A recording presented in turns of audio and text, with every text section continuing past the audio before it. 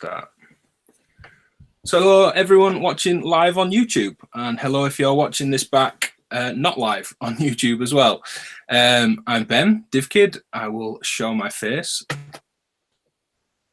although the book's a nicer start than my face. But we're here to talk about Patch and Tweak. We have Bjørn from Push Turn Move and Chris Meyer of Learning Modular. Nice way to get going, just really quickly. I'm sure most of the audience know who both of you are, but just in case, Kim, do you want to introduce yourself? Yes, Ben, thank you. Thank you for having me. Yes, I'm Kim. And as you said, I'm the author of Push Turn Move, which came out last year.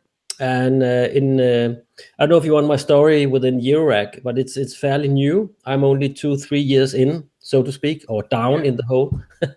I'm really excited that I'm doing this book with Chris. And I'm a designer by trade, but I've been playing music for the last decades or so. That's the brief story about me. I hope that's enough for now. yeah, that's great. Great. I didn't realize you'd been performing for a long time. I knew you were a designer, so we'll maybe come to that later. Okay. Chris, same from you, a bit of an introduction for anyone that might not know who you are. Yeah, I'm kind of like the opposite of the experience range from Kim, because I started learning modulars when I was a teenager in the late 70s and had the good fortune to work for Sequential Circuits and Ditch Design and Tom Oberheim, enrolled in R&D for a while. Then I kind of got out of the industry for a couple decades. I got over into video. And I got back into modulars a few years ago because, one, I was just shocked that they had even made a comeback after I played with them in the 70s and 80s. And two, I just wanted to have something to have fun making sounds with. And I had no idea that the modular industry was going to blow up the way it has now. So I started learning modular, so I could start sharing my experience with relatively new users. And now we're taking to another level with Patch and Tweak. So how did, let's just briefly touch on Push Turn Move. That was hugely successful Kickstarter. Me and Chris had spoke a little bit before the chat, and I think it sold more like a kind of technology product on Kickstarter. Like it flew, especially for a book. How did Push Turn Move come about? Oh yeah, that's a big question. But the simple answer would be that I've after several years of my interest in these two trades or areas like music and design, I could finally kind of when you are into something for a while, you start to see some patterns and some things that can be merged somehow. And I think that Push Turn Move just came about because I was looking for a book like that, and it wasn't there. So I was like, I need to do this. And then things happened apparently the way it should, and then it turned out well, I think. So yeah, with an awesome support from all the backers, that's been amazing. It's amazing, really. There wasn't a book on synth design. It's kind of crazy to think about. Yeah, but I think it's because people are more concerned about what's on the inside and how do they sound, and maybe not so much in the user interface. I mean, people who work with this, they have come up to me and said, now I can finally tell my mom what I do and stuff like that. So it's been kind of like, I think, a hidden trait or something. Yeah. So, I mean, people can go look at Push Turn Move a bit further if they wish as well. But how did you two come together for Patch and Tweak? Yeah, maybe I should. Yeah, I approached actually Chris. I think it was maybe December last year. Because as so many other people, I've been watching videos, your videos, Ben, and Chris's videos, and tried to learn all this stuff during those years. And actually, to be honest, Chris was one of those who came across to me as the one I could, I think I finally get some of this, small bits here and there. So, and personally, it's been my dream to make this book again, because it wasn't there. People were always referring to old manuals or older books, to learn this stuff. And I kind of wanted to kind of condense it into a publication that could be, handled in a more easy manner. And so I simply just wrote to Chris, and he answered back. So you have a unique position, I think, for this one, Chris, in that you've been in the industry, as I said, with Sequential Circuits. coming back into this thinking, you know, kind of why is all this modular stuff happening again? It's taken quite a while to ring back around. What's your take on all that, I guess? Before we get into the book, the kind of modular boom and that kind of circle back round. And yeah, I've been trying to figure out why it happened. And I think a lot of it is that there was this, I think the curve that killed modulars has looped back on itself. Because originally there was modulars, but they were a pain to use because you had to, you know, make every sound from scratch. Then we had preset instruments, the Prophet 5 being a real breakthrough in that regard.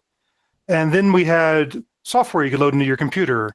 And then we had apps that you could run on your phone. They came with 5,000 presets. So you didn't need to do any of that messy programming anymore.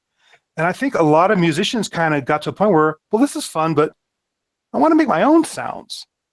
And there's also, on the other hand, the issue of live performance. You know, watching a laptop musician is not the most thrilling thing for an audience. So I think between people wanting to say, hey, I want to go make my own sounds again, and I also want to put on a show for people, because you have to make money off of the show these days. You know, it's hard to sell albums with the way that the music industry's gone. It's brought back this beast that you can go ahead and craft your own identity and enjoy sharing with people very physically when you perform. Yeah. So we should say, and I'll just pull an image up. Patch and Tweak is the follow-on from Push Turn Move, if that wasn't obvious at this point. Exploring modular synthesis. So examples, history of modular synthesis, patch tips, patch symbols, which is something we'll come on to shortly. Some interviews, concepts, explaining synthesis. From the pages I've seen, gorgeous looking book like Push Turn Move. I mean, this seems like one potential offshoot. Is there going to be a whole kind of series of books to follow Push Turn Move, Kim? Well, that's a good question. And a whole series, that sounds like a lot of work right now. I mean, of course, I have ideas for other books too. And I must say, I have some that I really want to get out also. But for now, of course, this is what we are. This is our little baby right now, Patch and Tweak. And I'm really happy about the title, and I'm really happy about this cooperation with Chris. I think it's awesome. It's a dream come through, and the response we've had is crazy. So for now, this is what I concentrate on. But of course, there are more ideas. They are in the drawer just beneath my desk. So it's been funny because Kim's been talking about, you know, I know Kim wants to do other books, but the patch and tweak concept's been so interesting for us. We've been busy talking about how can we extend patch and tweak even further. And we've got all sorts of crazy ideas, from oblique strategy card decks to, you know, videos online to what's the second edition going to look like. There's just a lot more depth in this area. And we had such a positive reaction to people at Superbooth that it's really fired us up about it. Yeah. It feels like a really kind of key point in Modular's growth to me, or at least the kind of growth over the last few years, especially with, you know, I Dream of Wires came out, the documentary, and that kind of seemed like, for a lot of people, kind of day zero, and it, you know, boomed and it's grown from there. I think this is another key point a couple of years later from then, or 2 or 3 years, however long that's been. I think you could probably revisit it again in a few years. Either it's peaked and it comes back down and we're all upset about it, or it's still on this massive exponential growth that it seems to be on into all areas of music, it seems. More and more so, I'm starting to see really big artists getting involved with Modular, sometimes on stage, certainly in the studio. There's a really big rap producer the other day that posted a video of lots of Modular. It wasn't 50 Cent or Dr. Dre, but it was someone along those lines at that kind of, it might have been Timbaland, actually. And I was just like, wow, this is crazy. That it's just that this is there and they're jamming on this stuff, and whether it's sitting in the studio or it's theirs, I don't know, but it's forming a lot of excitement, I think. I think that's the next level, particularly for hip hop, because I personally think hip hop is one of the most innovative forms in terms of really pushing the envelope on sound. So it's natural they would get into modular. I think the biggest challenge for us, you know, I also watched I Dream of Wires. That helped get me back into the industry after being gone for a while. With patch and tweak is like, where do we cut it off? Because on the one hand, it's easy to get wrapped up with all the new modules coming out. There's a whole bunch of new ones at Superbooth, and I felt like screaming, everyone just stop, so we can catch up. But on the other hand, there's a lot of timeless concepts about how these things work inside, how previous musicians have used them in their own work, how you can approach them, get your own sounds out of it, that is somewhat timeless. So we're kind of working on that balance of timeless information, but also we want to make sure we're covering not just classic modules, but some of the most interesting of the new ones, just to make sure people know what's available. Yeah. So how, with two of you working on this book, how's your kind of time split up? Are you both kind of specializing in one area, or is there quite a lot of crossover? No, it's definitely specializing because of Chris's background. He's doing all the core stuff, so to speak, and I'm mostly concentrating on the interviews and designing the book and some of the introductory text somewhere. So there's definitely a split, also time-wise. But we do get on with each other every week for a really long Skype talk just to review what we've been doing so far. And we keep reworking the table of contents for the flow of the book as we get more feedback from readers, and just bouncing around ideas like how do we do the history section of the book. Kim, being a relatively new user, gives me a lot of good feedback on explain better in this section why people would even care about this feature. So there's been a lot of back and forth on a weekly basis. Then we go off and do our own sections of the book, and then compare notes again every week. Yeah, that's a really good point, because as a new user, it's really easy just to take here's everything I'm learning and this is how I'm going to present everything, and maybe miss some information. But then for you, Chris, or anyone else in that position, it's easy to go really deep on the history, and it's quite easy for someone new to think, I don't care, or why should I care? Or it's kind of hard to strike a balance, I think. Exactly. I think that's the good about Chris and I cooperating on this, because then we kind of get that balance by working this way, I think. Yeah, definitely. At this point, the live chat is kind of kicking off. People asking a couple of things here and there. Anyone watching live, feel free to ask questions. If it's not exactly relevant at the minute, I'll make note of it and come back to it. Or feel free to ask a question twice if we don't address it straight away. But yeah, I wanted to get into the patch symbols idea. You, Chris, you've been back and forth on Patreon with your supporters about this, and it's a really interesting area, I think.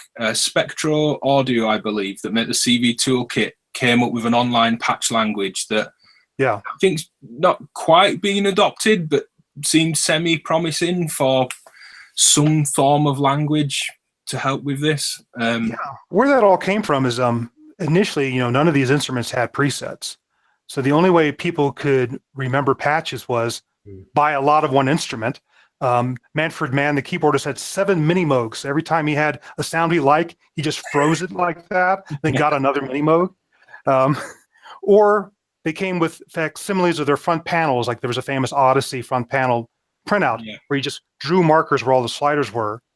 Or a few people starting back in pretty much the late 60s with the Non-Such Guide to Electronic Music by Beaver and Krause, try to come up with a symbol language to describe patching together an oscillator, a filter, an amplifier, and all the other stages in between. And that's an example from the booklet that comes with a Non-Such Guide to Electronic Music. It shows you some of those very early symbols. And back then they were struck with, what could they draw and use a typewriter for? So they would use like the letter N for a sawtooth wave because that's what it looks like. Fortunately, we've got color graphics, a lot more things we can do today. But anyway, this language started in the 60s. Alan Strange evolved it for his book on electronic music, which a lot of people use as a reference. You started seeing these symbols appear on the front of instruments, like the ARP 2500 and 2600, the Korg stuff, and Paya stuff. And you saw an article in the late 70s in Synapse Magazine. And then everyone stopped caring pretty much by the 70s because we had presets and there wasn't a need to memorize how you connected the modules. But when Kim said, hey, let's do this book, one of the first things I said was, there was this symbol language they used back in the 60s and 70s. We need to revive this because the challenge is everyone has different modules. So if you try to use something that's just a photo of a front panel of a module, or the language you're talking about, which is very module dependent, what are the settings of each style on a module, another user can't translate a patch to their system. So we've been trying to simplify and revive this language functions rather than modules, because one module can have several functions built into it, to make it easier for someone to recreate on their own system. And we found out that graphically it's working out really well in the book, just to show you the support that needs to be around a module to finish off a patch. Yeah, I have a few other examples as well that you've sent, but just looking at this one from Alan Strange and trying to think which ones are instantly kind of recognizable today. The VCA one is like the classic. I think the tape recorder still there. VCA seems familiar. Yeah, you see that front panel with a lot of stuff. And then mixer and probably voltage summer, just for the symbol in there. Yeah. The rest don't really feel familiar, at least not immediately. There is another example that you sent as well. Yeah, that was the refined version that my friend Richard Bugg wrote for Synapse Magazine that he developed for Paya, for their patches, things like that. And this is closer to where we are, trying to reduce the number of symbols so someone could keep them all in their head and make it a little clearer what's going on. Yeah. It's interesting you mentioned it being on the instruments themselves. Let me just pull that image up as well. And the challenge that people like Alan Strange and Beaver and Krause had way back when was that not only were synthesizers new, electronic music was new.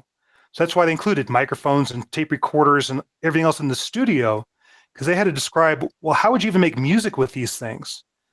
That's an advantage Kim and I have today, is people are already making music with these. We just want to make it easier for them to realize the sounds in their heads. But yeah, this is a system I own.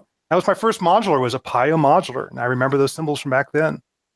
But I think actually that we are doing these symbols is also very helpful, because you actually get to spot the different functionalities within some of these complex modules we have today.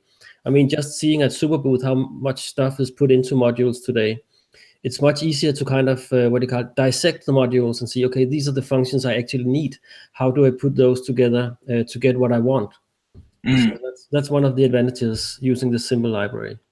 I think having that right there in the book where you're covering modules, so you can look at, I don't know, a Verbos module and a synthesis technology module, or make noise and Dope-For, or mutable instruments, and see similar symbols and maybe start to realize you've got some of these functions, or even some of the digital modules that hide many functions for a simple interface. You can start to look at actually building that yourselves. A little bit like dissect it, rather than patching up your own bass drum sound, you just have a bass drum module. But being able to understand what's involved with that is definitely going to enrich a lot of people's experiences.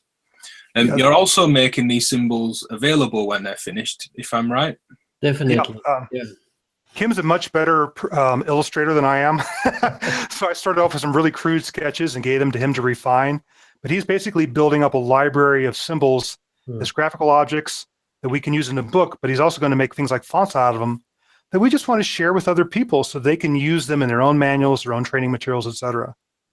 We've actually already been talking with some manufacturers at Superbooth, and they're quite excited about it, because my vision is that it could become some kind of universal language within this area. So also manufacturers will use them when, describing patches in their systems.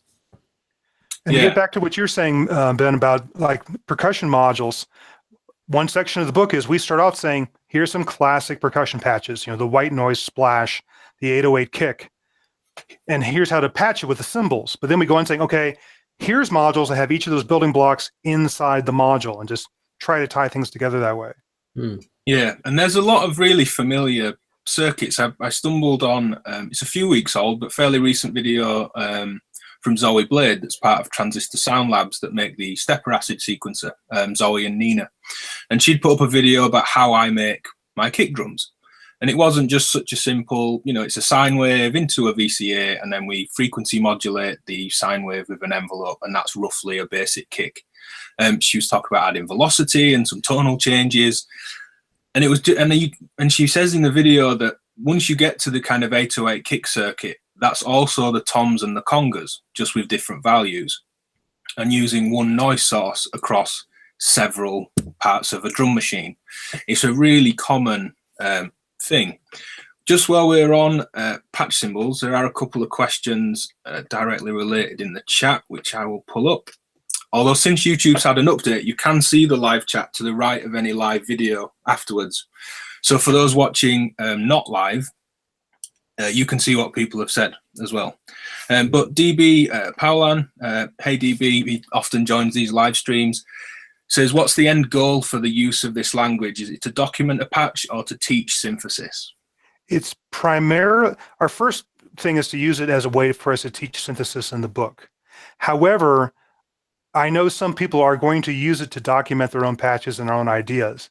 And one of the things that Kim and I are keeping in mind is, how do we simplify these symbols to something you draw with a pencil and paper? You don't need a computer to do it.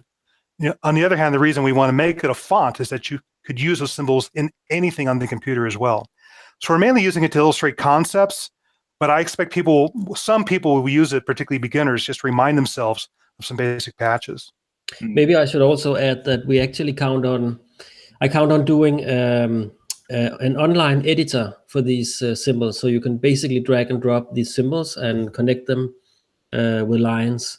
So that's an announcement. This was just an idea at Superbooth, so you're actually going to do that? Things are evolving all the time. But it's also because we did this survey, and we've talked about this, Chris, also that we got a lot of good response from backers already, and people potentially backing the book, and a lot of people really wanted these patch examples, but we want to make it so we want to focus a bit more on that than we originally intended. But also my aim is actually to produce a tool for teachers to teach this stuff. And of course we have something today as VCV Rack and other online software stuff, but I think this could maybe help in that context too. So we'll just have to see where it goes from there. That's really, really, I'd love for you to do that. I think as me and Chris have been talking back and forth, I must have been in a bad mood that day and been negative, and I was saying, yeah, but if it's a font or I have to use Photoshop, it's still a little bit too fiddly, and I was in a bad mood. I've just been really negative. But the idea of an editor is great. A lot of my content is module specific, but I'd still say educational. Chris's content dives into concepts that are wider than just those modules. And I'm not sure if you're doing it as well, Chris, but me and I know a few others do one-to-one tutorials with people, and I'm frantically typing away and trying to patch on Modular Grid, and it takes me so long after a kind of hour session with someone to put them together, some good kind of class notes, if you like. It would be really useful to have a drag and drop, and I think that's the key to it really being absorbed by the rest of the community, how easy it is to use this. Yeah, and I think also we should not see, I don't hope people see the book as a self-contained thing. Of course it is, but there will be other online stuff as well, like sound examples and videos to follow along. Yeah. And one thing that Kim did in the book that I really liked is, if you look at old Surge manuals, what they would do is they would reproduce the graphics for the front panel of a module and draw symbols around it of what you needed to connect to it, or how you needed to self-patch the module to make it oscillate, etc. So Kim's really taken that idea and run with it, where we may show you a specific module that maybe has a sync input or a pulse width modulation input, but then with the symbols we show, okay, this is what you need to plug into it to make this actually happen, to make it actually work. And I think that's been working out really well for the book as well. Yeah. Couple more live chat questions. They just caught my attention. Slightly off topic, but an interesting one. Danielle Rafal asked, this chat reminds me how much I wish there was a conference to learn patch tips from each other. Any chance this group might be open to putting something together like that? Just to address that point quickly, I'd say put some time into the Muff Wiggler forum and Facebook groups, and trying to build some more personal relationships with people, and maybe have a private group. And it's kind of hard to do, I think. There are several people trying to create Facebook groups around learning, say, synthesis, but then people like me come in and start sharing video demos and ruin it for everyone. But yeah, it would be great. And I think this book can certainly help maybe form a language and approach for people doing that. Because it's really easy to put, and I'm sure Chris maybe feels the same in some ways for his content, to share a video thinking this may teach people 5 tips on how to use an envelope, but it's about one specific envelope. And it's easy to forget that not everyone's as into it as we are. And they might just look at a video and think, I don't want that specific envelope. I'm not going to look at this. But it may, that content may actually inform how they use their other envelopes. And I think this will really fill that gap for that. So once the book's out, someone should start a group, start a Facebook, a patch and tweak, learn synthesis group or something like that. Well, one of the things Kim's been talking about for the book is, we should probably have something like a patch and tweak website or something, where maybe people can share patches, for example. And I also think this is a great role for local synth meetups. Like I was talking to Maurice from Endorphins about, for example, their Vienna synth meetup, where it starts with someone giving a tutorial at the start of every meeting, which I think is a great idea. Yeah. I think also, just to mention, my way into Modular was also because of the local synth meetup group. And, you learn a lot from asking people questions. And what Chris and I try to do in the book is actually answer some of those questions up front and also provide a tool for people to help each other. So I think there's a lot of community thinking in this. And, yes, Facebook groups from Patch and Tweak, whatever, it's not, we don't know where it kind of starts or ends this, but I hope that with this support we already had, I think we can take it further somehow, and just making it free for everyone to use these symbols will hopefully, get more people into Modular, because that's also one of the goals with this. Yeah, I'll just mirror what you said about the meets and events. A bit of shameless self-promotion, but the Modular Meets events I hold, last August we had Rob Hordijk over from the Netherlands, who gave a great tutorial on turning a 3-note sequence into something way more vast and interesting. And he led into tips about inverting envelopes to create fake delays and all. Just completely blew our minds with all these tips. And me having a YouTube channel, I did film it, but not everyone gets to film this stuff. So I think actually meeting people, going, asking questions, making a bit of a trip. I started out with a kind of 5-6 hour drive down to Brighton to get into the Brighton Modular Meets when I started out. I know one of the London ones had Tom Whitwell from Music Thing Modular and James from Nobots talking about how to design and build a module and what components cost and how long you have to wait for a panel being made. And it's just this vast wealth of information that's well worth traveling for. Barcelona's got a great scene. Vienna, as you said, there are several in the States.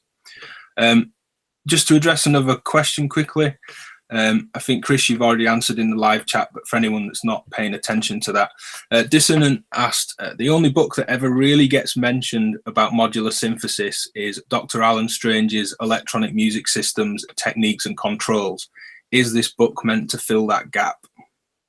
Yeah, when Kim and I started working on the book, that was a big discussion, is, the shadow of Alan Strange, and how does that relate to what our book is?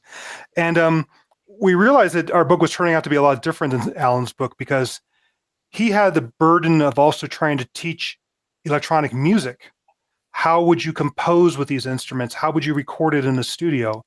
And we don't have that, because there's a history of now electronic music going back a few decades.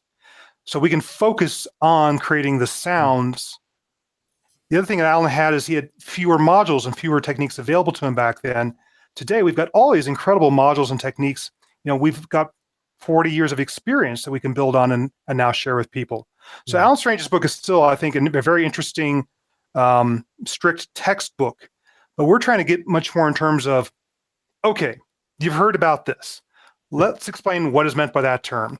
All right, here's what you can do with that. Now, here's some interesting variations on it and what you can do with that. And do it in a much more conversational, how can you realize the ideas in your head, rather than necessarily, here's how you make electronic music. Yeah, and also the chapters start fairly simple, right? And then kind of ramps up in complexity. And that's also a way to get everyone in on this. I mean, whether you're experienced or beginner, I hope that everyone can find, at least I've already learned a lot from reading Chris's initial text. So I think it works quite well this way. Yeah. If there's anything we've mentioned, again, this is for the live chat, but do feel free to leave a comment afterwards as well, that you would like links to, because someone has just said in the live chat, oh, please leave a link in the show notes. Leave a comment or tell us or prod me on Facebook or Twitter and say, what was that thing you guys spoke about? I'll be sure to get links, either direct from me or I'll ask Chris or Kim, and we can share links to all this stuff as well. I've noticed, Chris, you've answered in the live chat, but there's the Krell patch in there as well, direct from Pod Barton himself. Yeah, that's actually one of the things we do, that we have, a lot of artist interviews and a lot of interviews with makers, exactly like in Push Turn Move, and that's a big part of it. And I find it really interesting to get some patch tips from the artists also. So we get to see this from the more musical point of view, from the artistic point of view too, not only the technological aspect. That shows how Kim and I are trading off, where Kim's in the interviews asking the musicians, what are your favorite patches and techniques? From the technical side, when I talk about modules, I'm getting to share a lot of conversations with the designers of, how did you design this module? Why did you make this circuit? Where did this come from? I'm just trying to give people more of a feeling of where did this stuff come from, so they get a better idea of how to use it, rather than it just being a black box where they turn a knob and, oh, that's setting, that's cool, and they can never get there again. Yeah, because there's a lot of mystery surrounding this stuff. This kind of, oh man, you've got to check out this delay. It's crazy. It doesn't sound like anything else. But it will have some similarities in the chip that's used, or the mixer that feeds it, or the way it distorts. Or I like the idea of demystifying this stuff, certainly, and as well around guitar pedals. And I think it was Ross at Moffensief called some people analog cork sniffers, which I'd never heard before, with this idea of, they're just kind of screaming it's analog, it's magic, and it's got it's different, but there's not this hidden mystery and magic, this kind of magician doesn't reveal his secrets thing. I would like that to be completely taken away from a lot of conversation. Yeah, that's me. Not only demystifying it, but I also just want to understand, why does, one of my ancient cabinets back here, this really old 1970s VCA cabinet, just have a sound to it? Is it fairy dust inside? Or is it something about the character of the distortion of the circuit that could be recreated in other modules, or recreated just by the way I patch it or overdrive it? Yeah. I think there's a lot of things like that in older designs as well. It might even be an inaccuracy in a circuit. The modulation bleeds through to the next channel, so it seems like it's magically interacting, and it is, because voltages are just bleeding through the whole thing. And it's kind of nice to know what that is, and we can try and mimic that then in a more kind of intentful approach with other equipment as well. What I did want to ask was how you're approaching the kind of historical side of this, because with Modular, it's easy to kind of go, Don Buchler and Robert Moog were both designing modules around the same time. One says the other invented it first, and then it kind of went from there. I imagine you're taking a much more thought out approach than potentially some other things we've seen before. That's another thing Kim and I have been talking quite a bit about, is how to tackle this. And Kim had the great idea of making it a timeline. So instead of, here's Moog's version of history, here's Buchler's version of history, instead saying, you're a musician living through this. What's coming out around you in what order? And then also talking with the manufacturers, okay, why did you do that? And why was that special? So we're trying to present it from a very musician-centric point of view of what new tools did you get to play with? But then we're having a lot of fun talking with people like Dave Ross, some Dieter Doepfer, Gene Stopp and Moog, saying, why did you make that? What was the story behind that? So we wanted to be more like a personal thing, where maybe you're at a party with all these designers and get to hear these stories, instead of being told the history of how the tablets were handed down on the mountain. And it's also much more interesting to kind of get it in a chronological order than just from one perspective at a time, especially as a newcomer to this. I mean, it doesn't. I mean, there's all this talk about East Coast and West Coast, and of course we also talk about it, but you need to kind of demystify things and just put the facts down. And I think that's the whole book is much more approachable, maybe in the way we do it in that way. And I see it very much in graphical or visual terms. So a timeline for me is much more, approachable than just text, for example. It's nice. I mean, there are obvious exceptions with the East Coast, West Coast thing as to all the things that were happening in the East with Roland, Korg, and Surge as well. I think there's a lot of interesting interesting history around Surge, and that's kind of just gets swept under the Buchla story a lot of the time. And it You know, what's fascinating is when we did a survey, one of the most requested topics we got in the survey was to talk about Surge. It's I have a strange gas for Surge more than anything else at the minute, and I don't know why. No, I mean, I got a gas for 5U when I started this book. No one knows where it's going to end.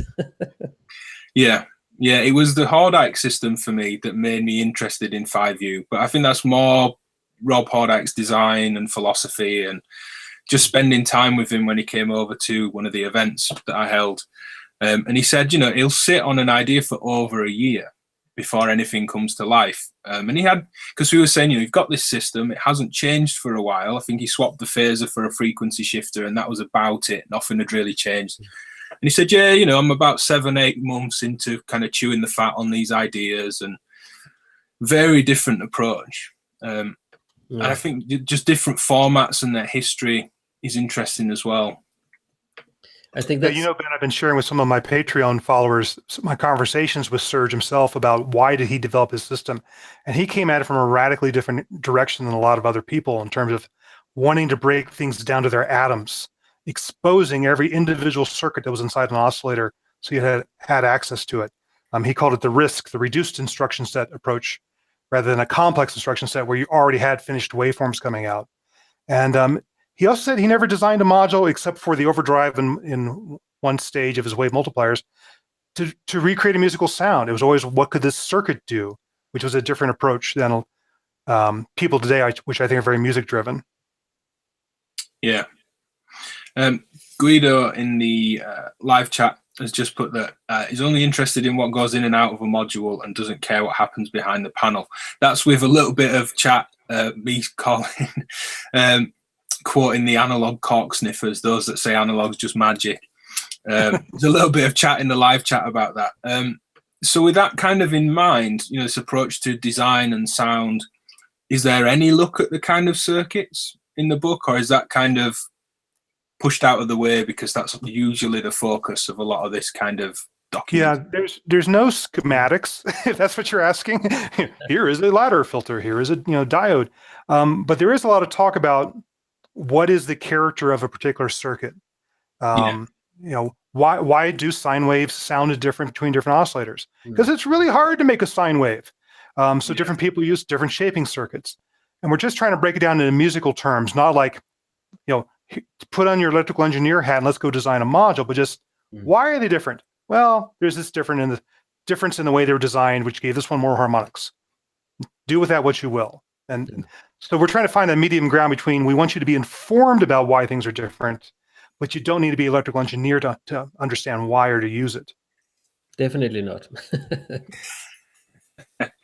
I like that approach that, these things are mentioned, but it's almost like the artistic approach. Why does it sound different? And that I think will give some indication as to when you would want to use one over the other.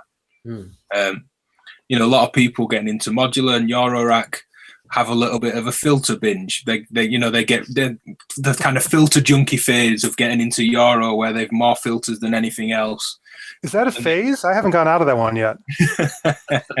Me neither. The system's grown around it, but yeah, there's still. I think everybody does it. I think everyone I know that's got into this has been like, "Oh man, I got this new filter." I do think tides are changing. Certainly with Superbooth this year, shapers, distortion, folders, waveform skewing. I think that side is having a little bit of a comeback. And it's getting a lot more purposeful for the musician, because before a wave shaper, wave folder was almost a magic device with an input and an output and maybe a drive control. And for example, the new Bastel timbre gave so much more control over the sound that came out. Like, this will add the even harmonics. This affects how many odd harmonics. It was much more direct to carve a sound rather than saying, magic box, here's the sound that it makes. Yeah. And certainly for the timbre from Bastel, Vaclav, or Václav, if I've said his name right, apologies if not, had it linked to Aftertouch on a MIDI controller. So the musical thing was, I can play the harmonics and add them. going the other way of adding them in as opposed to taking the filter out. But very different sound. And fading into the even harmonics kind of sounded like a filtered saw wave, but the wrong way around, if you like. It's definitely an interesting thing we're starting to see happening. With that in mind and kind of current trends for Eurorack, how are you managing to kind of keep up with the last year or 2 years of what's gone on? There's so much going, there's all these like performance mixers were a thing a year or two ago. The WMD, Bafako, Qubit, Top of Brillo, Chaos Devices one came out. And then we kind of had, samplers are a thing now. There's the Morphogene and a simulator and the new nebulae. There's kind of almost a trend of the year. How are you managing to kind of document the now and the last year or two? I think this is where it's important to remember that we actually are doing this book for also people that are new into this, and also doing a book that should hopefully last some years. So one thing is documenting modules that are kind of classics within the DPO as a complex oscillator, for example. But also, as Chris will mention later, I think what some of the new takes on this, or how to patch your own even. I think the purpose of this book is not to kind of create a complete overview of all the modules out there, because then you can go on Modular Grid or just surf the internet. That's much better. Yeah, and that's feedback we've received from people, is that I don't want a catalog of modules. I can get that on the internet. I want to know more about how to use them. So as tempting as it is to be seduced by every new shiny toy that comes out, and it's been a challenge, I'll admit, because there's a lot of nice, shiny new toys coming out. I've been trying to focus the writing on, here's the core concepts that's common between all these modules. Let's talk about interesting deviations that you might want to check out if you want a particular sound or you like to work in a particular way. So we're using the new modules not as, this is the new best one, you have to get this one. Instead, we're saying, like, if you want to go this direction, check this out. If you want to go this direction, here's an example of something over here. And treating them like touchstones rather than must-haves. So how far does the history go in terms of the kind of historical section of the book? Does it end at a certain year, or just kind of rounding off as to where we are now? Yeah, we haven't written the history yet. We're still getting in stuff. And I'm sure Kim and I will keep modifying this as we work on it, because we're having fun talking to a lot of manufacturers about, give us your stories, tell us why you did stuff. I have my rough feeling right now, and this could change, is that the history is going to cover from early electronics, like 1900 sort of stuff, up through maybe roughly 2000. So we have both waves of modular. Yeah. And then the modules themselves, just because it's such a prevalent format, most of the modules we talk about are Eurorack modules. So those inevitably are mid-90s forward. So that's kind of how the two overlap. Yeah, because it could be quite easy with a history to kind of go to Dope and say, that's the end of history, we're now in this version. But like I said, there is this overlap with the two. And I think there's an important history there, because electronic music came from people grabbing whatever they could find in the 40s and 50s and attempting to make music with it. So they got a lot of test generators and laboratory filters and recorded tones to tape, and that's what they made. And those tools have been frozen in stone as, these are the holy tools you shall use while making electronic music. You shall have a square wave and a sawtooth. You shall have a low pass filter, because that's what the original gods used. And they only used it because that's just what was lying around. So I want to get people this feeling of, well, this is where it came from, but don't be beholden to that. If you would rather put, a digital noise source that's been fine-tuned to put out kind of a tone, you put that through a wave shaper, that's fine. Just do what is making the sound you want to make, rather than saying, this is the way electronic music is always made. Yeah. I think this has also a lot to do with kind of creating a context for users that are new or experienced in modular. I mean, that's why we do the history section, the section on modular synthesis basics, and all the interviews. I mean, all the interviews with the artists, like and also new, what do you call it, makers like Erika Sins or Bastel, for example, that we try to cover different sizes of companies, different approaches, different, more dance artists, and then we have Hans Zimmer, for example, as a film composer, how he uses his modular system. So it's kind of, we're trying to circle around the whole subject or the whole topic in different ways to create a context where people hopefully can find, their own way into this. Just a slight sidestep off topic. If I remember right with Hans Zimmer, I don't know if you two have heard the story or anyone live, let me know. Wasn't when he bought his Roland System 100M, he bought it by the kilogram, because it was a case of this needs to come out of storage, this is going. So it was paid for by weight, not by what it actually was. That's how the story goes, and I think you can read more about it in Patch and Tweak. Good. That's something I wanted to ask as well. You've already mentioned a few names, but who were some of the interviews and the different areas? Obviously, Hans Zimmer, film composer. I think you had Scanner in some of the examples at Superbooth. Definitely. Yeah, and then also Iron Body, for example, also from the UK, and Robert Rich, which is very interesting guy to talk to. I mean, that's and Banner Hafar, and also Richard Devine, of course, and some more. Lady Starlight is also going to be featured, and Russell E.L. Butler. I don't know if you know him, but kind of a techno artist from Oakland. So it's different areas. We're announcing a huge artist in the coming days when it's finally confirmed. But that's what I'm really looking forward to announce, because that's just been like, yes, finally. And then we have a guy from Japan, Hataken. He started the Tokyo Modular Fest and is quite renowned for his modular performances in Japan. And Node, of course, the Node guys. So that's some of them, and more will hopefully come in the next few weeks. Yeah, Colin Benders, for example. Yeah, of course, Colin Benders. That guy shows some extreme, like Colin Benders, but then also Suzanne Ciani is writing the forward. So we're trying not to keep it just to EDM or just to Berlin School. We're really trying to cover a spectrum of men and women and music styles. Yeah. There's a really good point in the chat from Andre said, what we've said so far sounds like a lot of content. How do you cut it, or do you increase the page numbers for the final version? There's something called editing, which is the most painful or fun part, depending on how you watch it. I think Chris likes to add content. I like to remove content, and so it adds up nicely. The opposite's been happening lately. I've been actually trying to pre-edit myself. but you should talk about this. But I think there's a bunch of announcements coming out about the book on the Kickstarter Monday or Tuesday. But one of them will be affecting the page count because there's just so much good material. We can tweak it in different ways, and we talked about.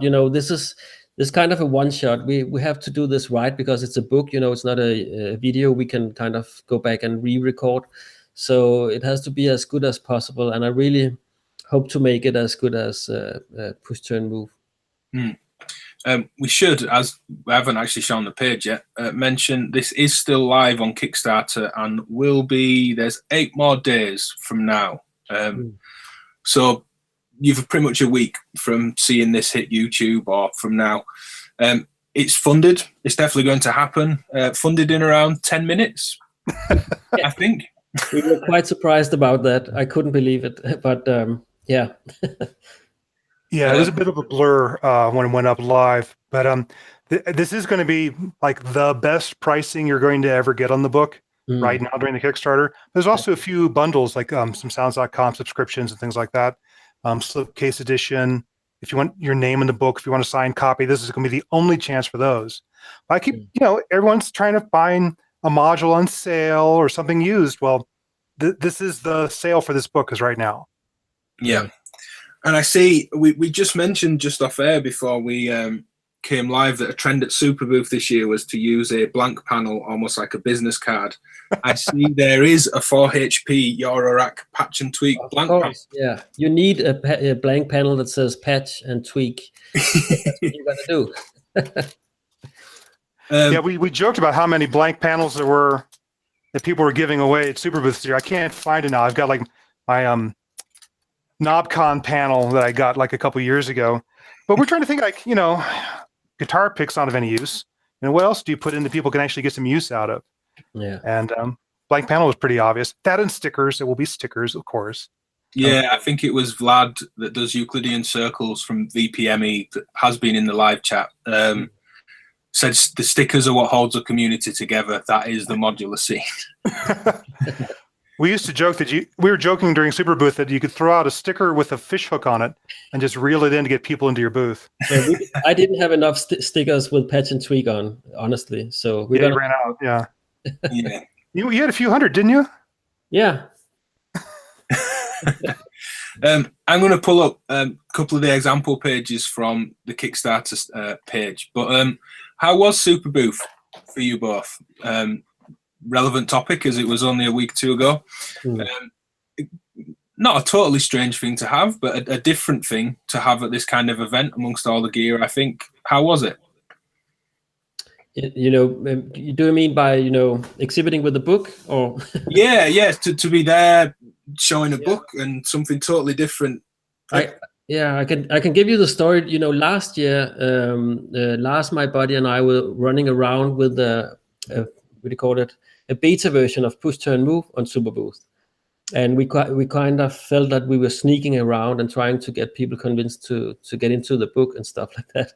And this time having a booth there was just amazing, and we had a really nice sofa spot where people could hang out and read in the samples. And I think we just met so many happy people. I mean, people that were happy that we actually did the book, people that were happy to meet Chris. They recognized him from his videos, or meet me, or, see Push Turn Move. I mean, and maybe people also just wanted something else than modules once in a while. I don't know. But it was a great experience. And I didn't get to see everything because we had to stay at the booth. But I think it was awesome to meet all those happy people. Yeah, I had like experiences inside and outside the booth. Inside the booth, I have to say I was genuinely surprised and overwhelmed at how positive the response was, because I'm so used to the idea of internet trolls and the like, well, you're not going to do this, you're going to do that wrong or whatever. But in person, people were so supportive. It was really, really nice. And in terms of outside the booth, like you mentioned earlier, Ben, things are expanding so fast. I just about saw everything modular at NAMM. I didn't even see half of it at this show. The industry is exploding faster than any one person can keep up with it. So maybe the idea of a book is also just to lay down a marker of, okay, there's all this stuff flying around. Here's the fundamentals. Here's your cornerstone to start from and explore from there. Definitely. And I think also, I mean, the vast amount of gear that was not particular modular this year was interesting. I mean, we had Spectrosonics as exhibitor too. So it kind of shows that Superbooth is the place to go to in Europe right now within synthesis if you want to see what's new. I think it was a great overall, Superbooth.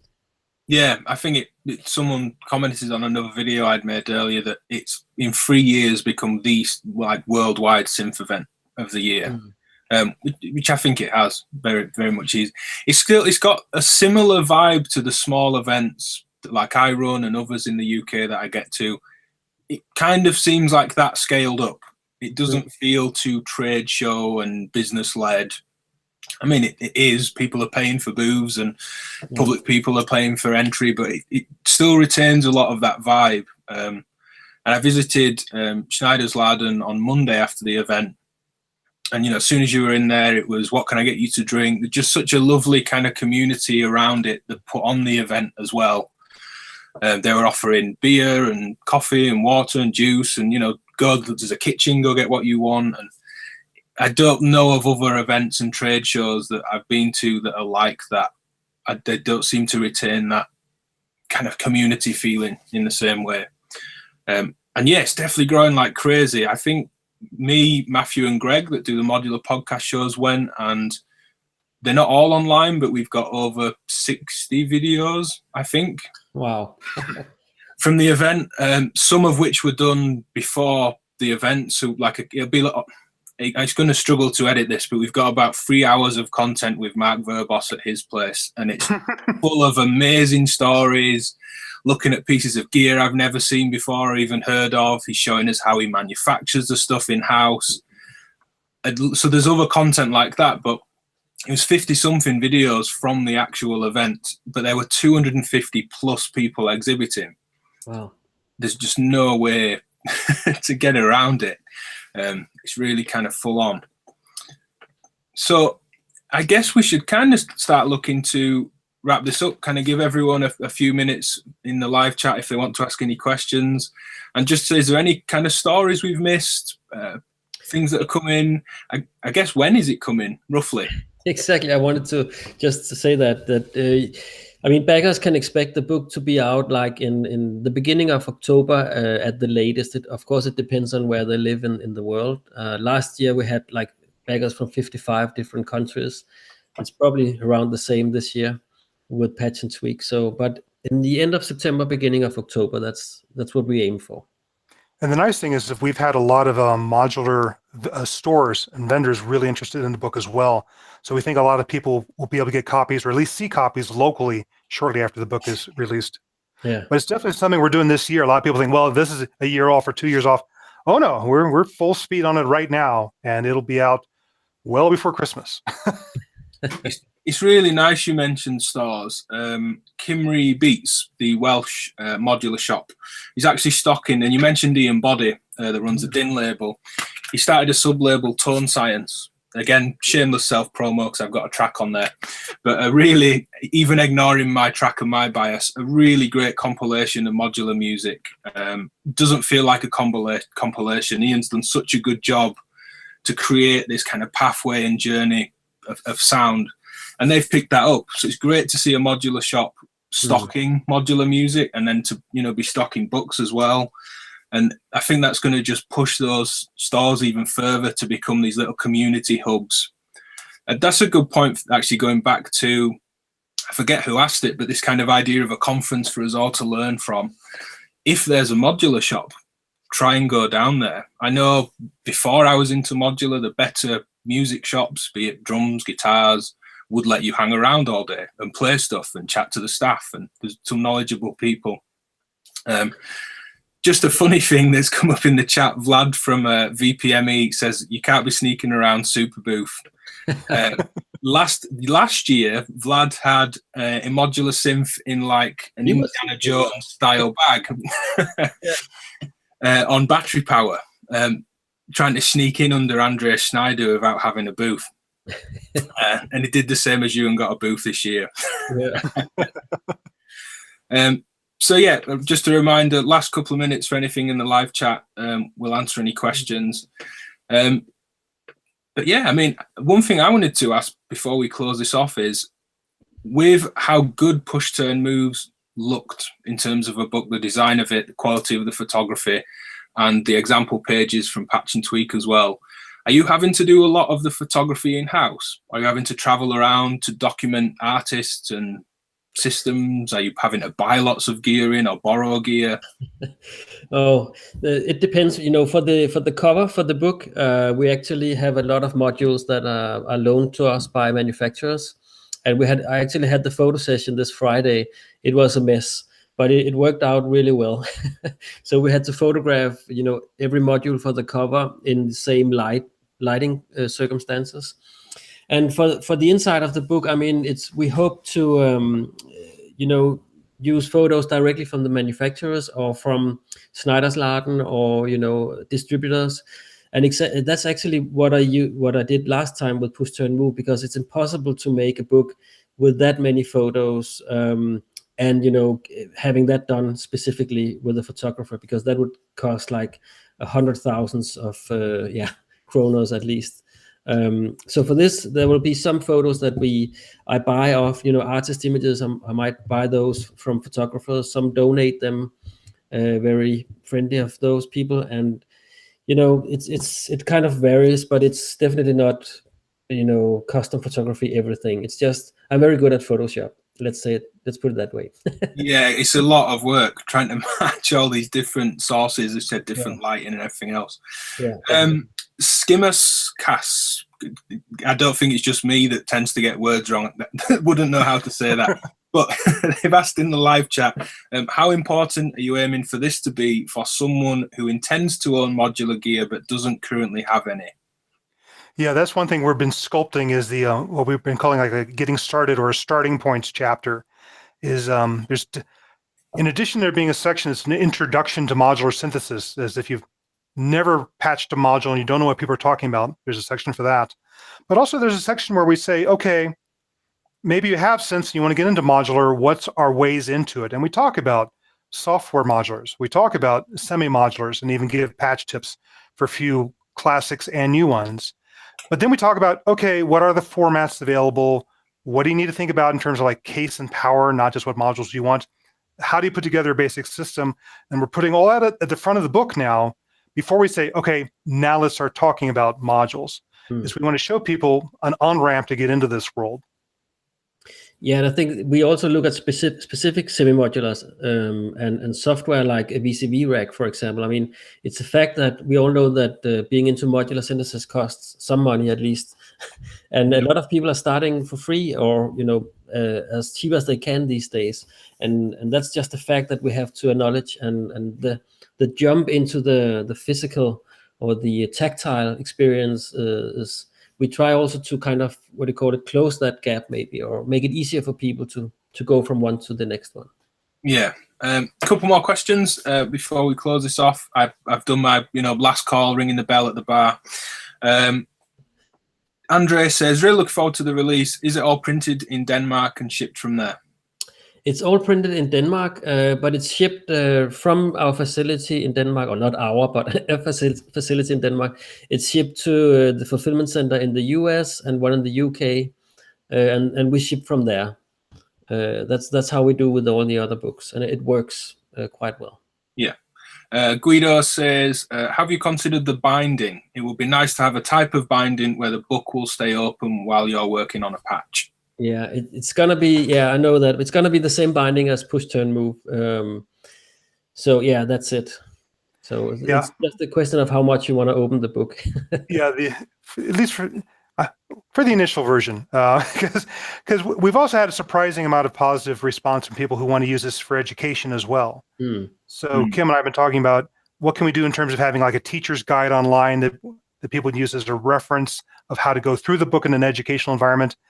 And if there's enough demand, it might make sense to make an alternate version for education that might lay flat. I mean, this is all way too early to promise anything. Yeah. But yeah, we've heard it.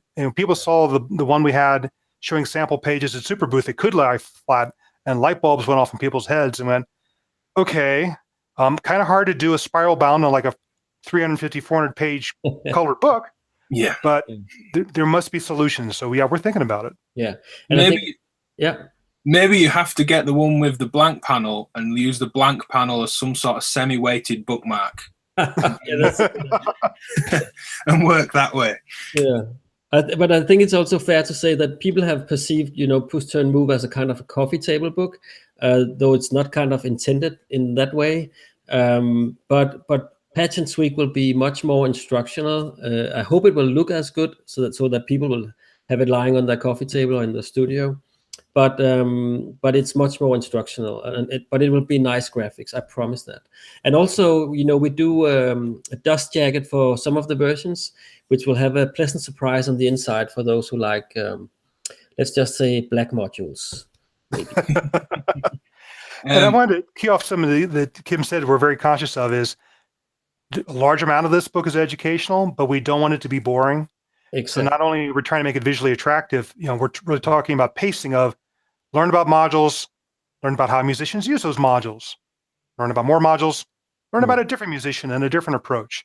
So we really want it to be an enjoyable thing, not a go eat your Wheaties or your spinach sort of book. Yeah.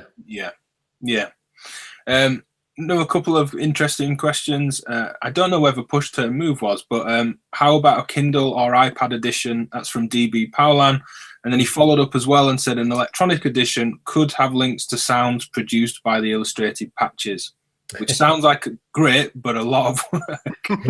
It will be a lot of work, and it will be something we will consider when the physical book is finished, because then we will have time to work on other editions and other concepts.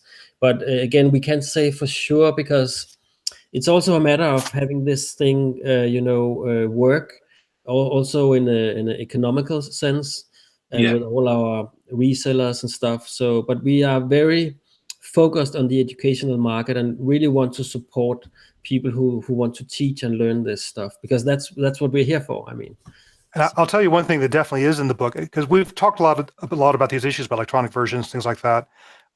Particularly for the introduction to synthesis section, there will definitely be a section, where there's sound files for each example of what do these different waveforms sound like, what do filters sound like, etc. Where there will be at least short links to listen to the sound files, or maybe even QR codes or something you can scan and listen to it. So we're already talking about putting a little bit of that into the print version of the book.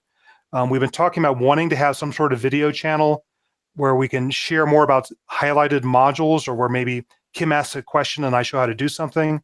So we are thinking along those lines. But first goal is to get the print book out. Yeah, and as you said, it has to make economic sense. I'm sure you could both find another 6 months of work each to do on this if you wanted to keep going once the book's finished, and then it's kind of how do you recoup some actual costs from that time. But yeah, I think that's it for questions. Very, very last chance. The YouTube live stream's usually about 20-30 seconds behind, so last kind of minute for this. I'll just pull up the Kickstarter one more time. This is happening. It's funded. Yeah, here's the bribe, folks. The more money we make off the book, the more we can go do the other cool things like the electronic versions, more videos, stuff like that. Exactly. Yeah, of course. This is also one of the only occasions you can get some of the cool editions with the slipcase, for example. Yeah. Should we put the link in the chat, or? Yes. And definitely come back and visit the Kickstarter page Monday or Tuesday, because there's going to be some updates to that page that I think a lot of people find pretty interesting. Yeah, I will put links to everything in the YouTube description.